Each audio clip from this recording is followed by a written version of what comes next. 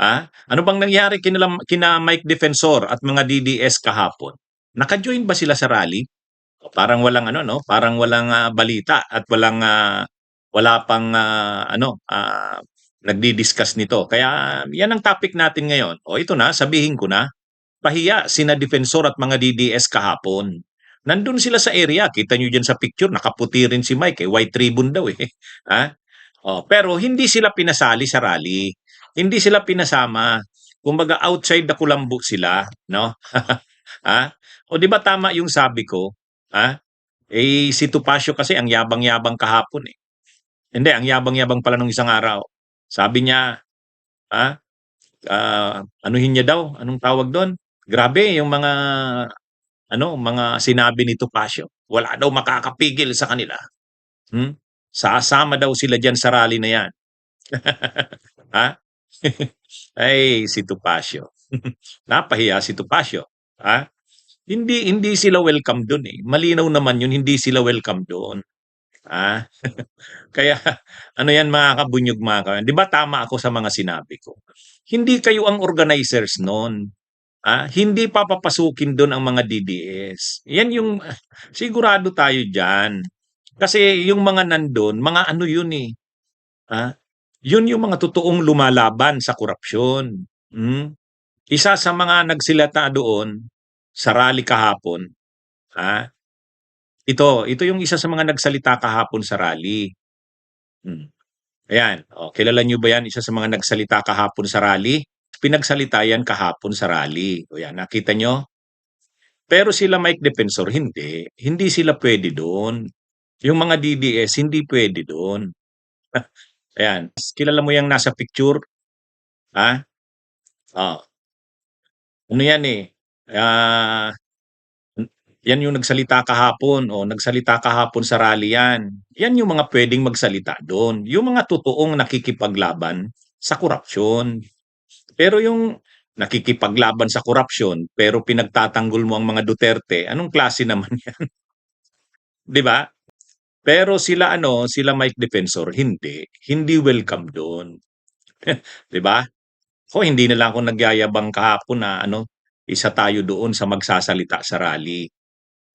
Sisipot na lang tayo, ang bunyog nandun kahapon.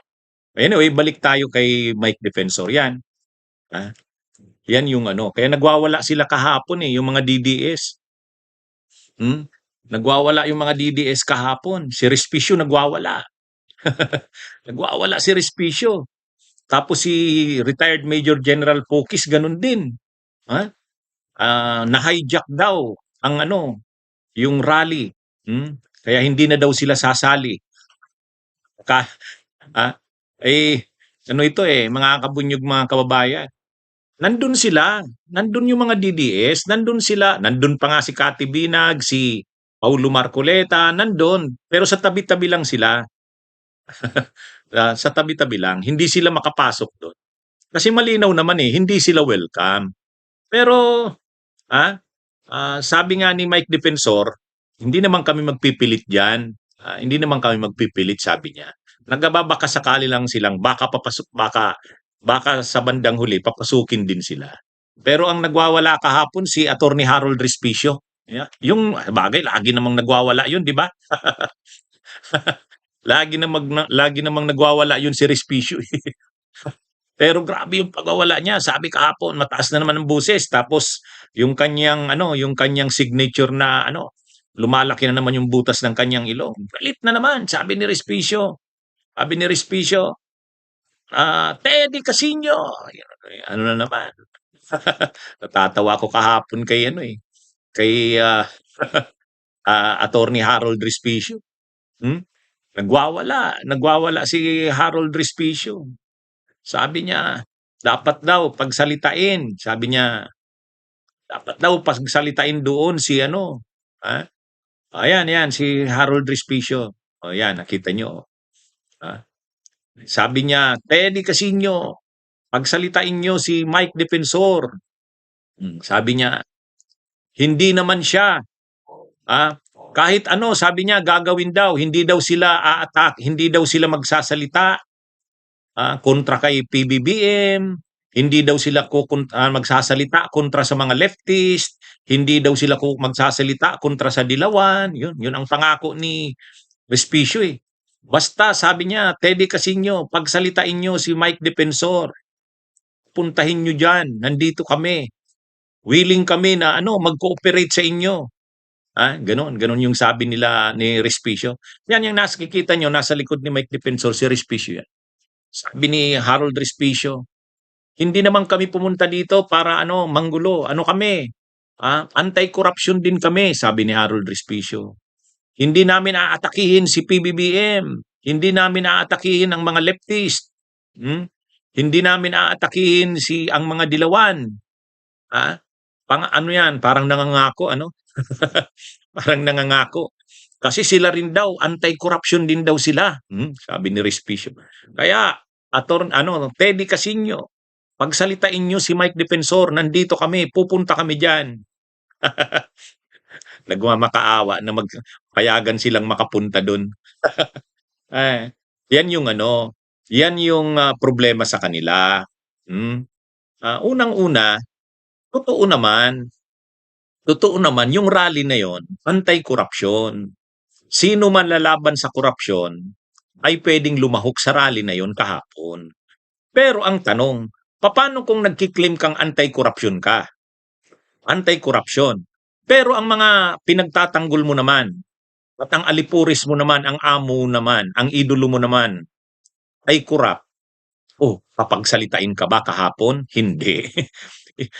Kasi ang dali lang naman magsabing anti-corruption ka eh. Katulad nito, nila Mike Defensor, katulad ng mga DDS. Ang dali lang naman magsabing anti-corruption din sila, kaya dapat daw pagsalitain sila kahapon. Papasukin daw sila dun sa rally. Hindi pwede, kasi kahit anti-corruption ka, nagsasabi kang anti-corruption. Ang tanong, kanino ka bang naglilingkod ngayon? Kanino ka bang alipures? Alam naman natin si Mike Defensor, alipures ni GMA, na numero unong korap nung panahon. Alipures ni Duterte, na numero unong korap din. Tapos ngayon, pagsasalitain mo laban sa korupsyon. Doon sila nagkamali. Akala nila dahil anti-corruption din daw sila, anti-corruption din daw sila, pwede silang sumali sa rally na yon. Sabi pa ni Respicio, ay di ba sabi nyo non-partisan ito? Ay di ba sabi nyo walang political color? Dapat pagsalitain nyo si Mike Defensor dyan. Sabi niya, nangangako kami. Hindi kami bibira kay PBBM. Hindi kami bibira sa mga leftist. Hindi kami bibira sa mga pinklawan, dilawan. Hindi kami bibira sa sa mga kalaban. Ang bibirahin lang daw nila ay korupsyon. Ay, mga kabunyog, mga kababayan. Yan yung pagkakamali nila kahapon. Na-underestimate nila. Akala nila, yung rally na yun, pinakbit, kahit sino-sino na lang pwede. Hindi yun. Hindi pwede doon sa rally na yun. Totoo, walang kulay politika doon. Totoo, walang kulay-kulay doon. Kung pula ka, kung dilaw, kung green. Pero, mayroon namang requirement. Dapat naman, ang grupo mo at kayo mismo ay mga kilalang lumalaban. Hindi papasa sila Mike Defensor. Kaya doon hindi papasa yung mga DDS na gustong sumali sa rally kahapon. Di ba? Kaya pahiya sila kahapon. Umaasa sana sila, papapasukin sila. Umaasa sana sila na nandun na sila. Pag nandun na tayo, papapasukin tayo niyan sa rally. Hindi. Hindi. Ano yun? Paano nyo naman masasabing totoo kayong anti-corruption? Pinagtatanggol nyo si Sara Duterte? Pinagtatanggol nyo ang mga Duterte? Pinagtatanggol nyo yung mga corrupt?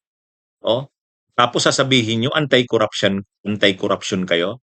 Ang ibig sabihin, doon, track record. Ano bang track record nyo? Alam nyo naman ang track record nila Mike Defensor. Kaya hindi talaga sila welcome kahapon doon. Bunyog, halikan na kasama ka. Bunyog, kapag buklod ay may pag-asa. Luzon, Visayas, Mindanao, isa ang pananaw. Sa bagong Pilipinas ang bunyog isisigaw. Bunyog